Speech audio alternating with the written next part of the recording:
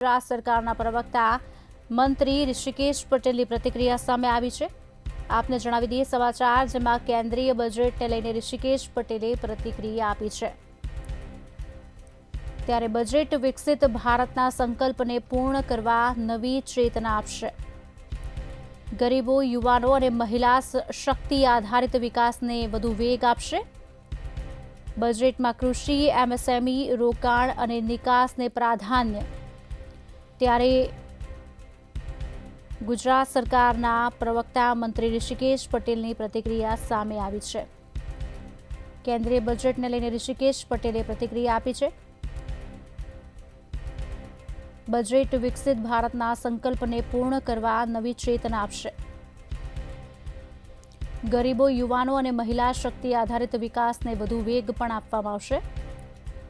બજેટમાં કૃષિ, એમએસએમઈ, રોકાણ અને નિકાસને પ્રાધાન્ય અપાશે।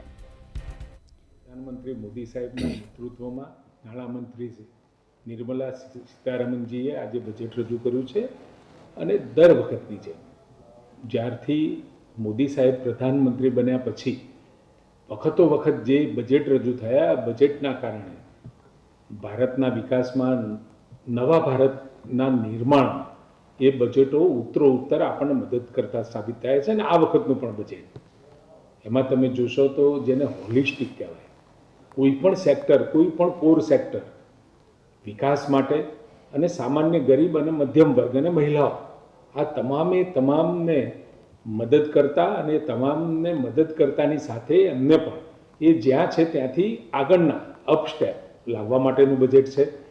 ટુરિઝમ હોય, એગ્રીકલ્ચર છે, સ્ટાર્ટઅપ છે, એમએસએમઈ છે, R&D માટે પ્રાઇવેટ સેક્ટરને મદદ કરવાની વાત હોય કે જે પહેલાં કદી થતી નહોતી, 75,000 જેટલી મેડિકલ નવી સીટ। અને આ વખતે સૌથી જો કોઈ મહત્વની બાબત છે, મધ્યમ વર્ગની જે વર્ષોથી માંગ હતી, 12 લાખ સુધીમાં ઝીરો ઇન્કમ ટેક્સ ભરવો પડે, એટલે કે ઇન્કમ ટેક્સ ન ભરવો પડે એવું બજેટ અને મધ્યમ વર્ગીય પરિવારો માટે અને નોકરી પેશા પરિવારો માટે ખાસ કરી ખૂબ મહત્વનું અને એમના માટે રાહત આપનારું આ બજેટ છે।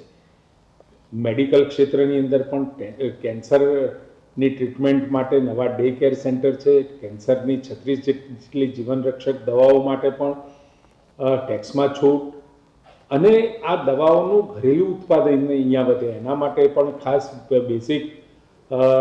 બેઝિક કસ્ટમ ડ્યુટી ઘટાડવાની વાત। આમ અનેક રીતે એજ્યુકેશન, હેલ્થ, એગ્રીકલ્ચર, ટુરિઝમ, ઉદ્યોગ તમામને તમે જોશો તો એક સર્વાંગી જેને વિકાસ માટેનું અને આવતા સમયમાં રાજકોષીય ઘાટો ઘટે અને એમાં વધારો ન થાય એ રીતનું બેલેન્સ કરી અને આ આખું બજેટ આપવામાં આવ્યું। અને સાથે સાથે આ જે બજેટ રજૂ થયું છે એને ગુજરાત અને